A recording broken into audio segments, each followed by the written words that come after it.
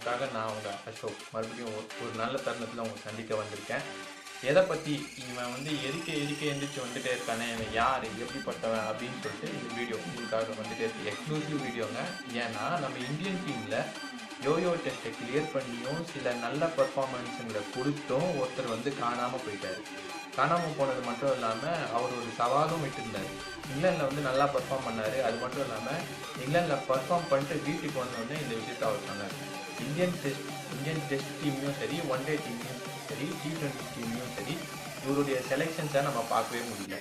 ஆனால் அவர் ஒரு strong code ஒன்று சொன்னார். என்னென்னா, இந்தியன் டீம் செலக்டர்ஸ் வந்து என்னோட வீட்டுக்கு அதை தட்டும், அந்த அளவுக்கு நான் பர்ஃபார்ம் பண்ணுவேன் அப்படின்னு மட்டும் சொன்னார்.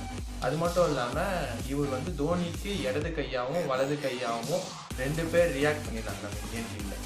ஒன்று ரவீந்திர ஜடேஜா, இன்னொன்று நம்ம ரவிச்சந்திரன் அஸ்வின். இவங்க 2 பேருமே நம்ம இந்தியன் டீமுக்கு திரும்ப வந்திருக்காங்கன்னு தாங்க சொல்லணும். ஸ்ரீலங்காவில் நடக்க போகிற 3 டெஸ்ட்டு, 3 ஒன் டே, 3 T20 இதுக்காக செலெக்ஷன் கமிட்டி லேட்டஸ்ட்டாக ஒரு அப்டேட் கொடுத்துருக்காங்க. அதில் 2 பேரோட பேரும் இருக்குது. யார் சார் இவன், மறுபடியும் சொல்கிறேன், யார் சார் இவன் எரிக்க எந்திரிச்சு வந்துட்டே இருக்கானே அப்படின்னு சொல்லிட்டு நல்ல ஒரு திறமைசாலிக்கு இதில் வந்து ஒரு என்ன சொல்கிறது, ஒரு எக்ஸாம்பிள் சொன்னோம்னா, நல்ல ஒரு திறமைசாலி வந்து யாருக்குமே அழிக்கவே முடியாது அப்படின்ட்டு தான். இவருடைய கம்பேக் வந்து ஒவ்வொரு யங்ஸ்டருக்கும் ஒரு என்ன சொல்கிறது, ஒரு சிம்ம சொப்பனம் மாதிரி தான் இருக்கும் அப்படின்றது வந்து தெரிஞ்சுட்டு மச்சான் எஃப்எம்காக நான் உங்ககிட்ட இருந்து விடைபெறேன். நன்றி, வணக்கம்.